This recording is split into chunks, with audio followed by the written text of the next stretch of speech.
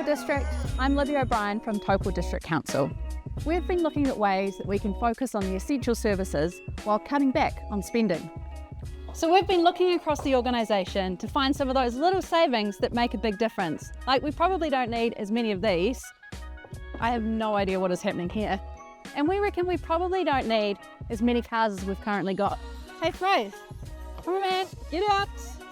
You can ride a bike. More people means more wastewater. So how should we manage that? Oh. We're going to be focusing on the essentials, like clean drinking water, resilient infrastructure, and safe roads. Oh, that needs a fix. Oof. Should we help ease the housing crisis with more houses? Oh, like these.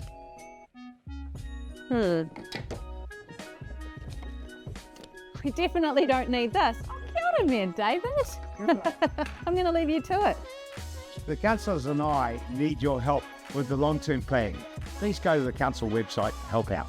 You know what? You don't need this chair anymore. You can have a standing desk from now on. Get off, come on. Oh. Whew. So, Korero Mai, Taupō District, have your say.